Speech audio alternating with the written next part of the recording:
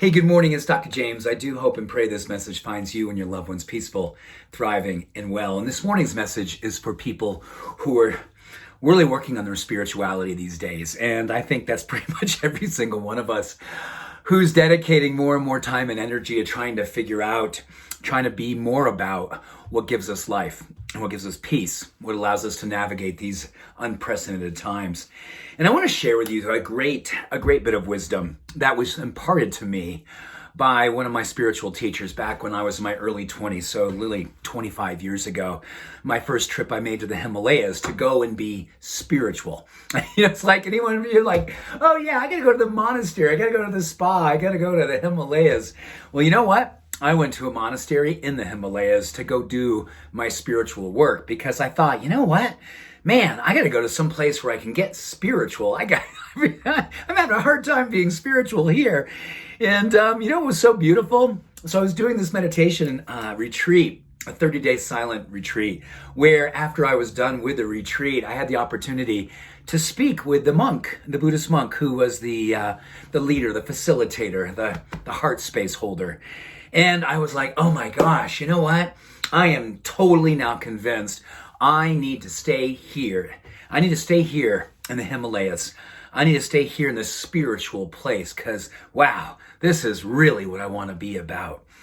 And he looked at me and he had these beautiful, beautiful eyes. And they were so clear and his smile was, effervescent, but not like, in your face, but more like just a sweet gaze. And he looked at me and he said, you need to realize that the most spiritual place that you can be is back where the hardest work needs to be done, the best work of your life. That's where you need to be spiritual. And I thought to myself, wow, I wish he hadn't have said that because back home there's a lot of unfinished business. There's a lot of work I needed to do. And I've been realizing this more and more as I look at this world that we're trying to navigate spiritually. Do you find yourself more and more doing everything you can to remain spiritual in these times that feel very unspiritual? Or are they the most spiritual times of your life ever? I'm finding more and more that the work that I thought I could only do in spaces like the Himalayas, only in Buddhist monasteries with beautiful monks leading the meditation practice, I had to realize that I had to lead my own practice. The best work of my life was literally going to be every single day doing the internal work, talking to myself like someone I loved, unconditionally.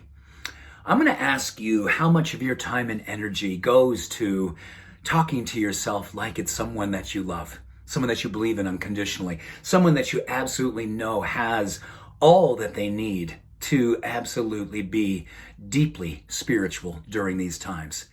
More and more I'm finding myself that I have this opportunity each and every morning to connect the same way I used to connect when I was in this monastery. Go deep first thing. Get up early and really, really get galvanized into a space that literally is my light space. It's my grace space. It is the place that gives me a foothold in the world. So when I walk away from my seated meditation, I have a standing meditation. I have a working meditation. I have a relationship meditation.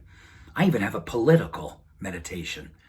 And more these days, it's all of those meditations that I do for the next 14 hours of my day after I've done the easy work, which is sitting and just being. That's the easy stuff. Whether or not I can take it out in the world, that's the real work. And as my meditation teacher taught me, the most spiritual thing I can do these days is be fully connected to my truth. Don't try to be good right now. Be your truth right now. Because in your truth, you will realize your deepest spirituality. In your truth, you will realize how much love you really have for yourself. And more importantly, how much vulnerability you are willing to walk into the space of this world with. Because I feel more and more that we are open when we actually can see ourselves as being the vulnerability pollinators of all the people we come in contact with.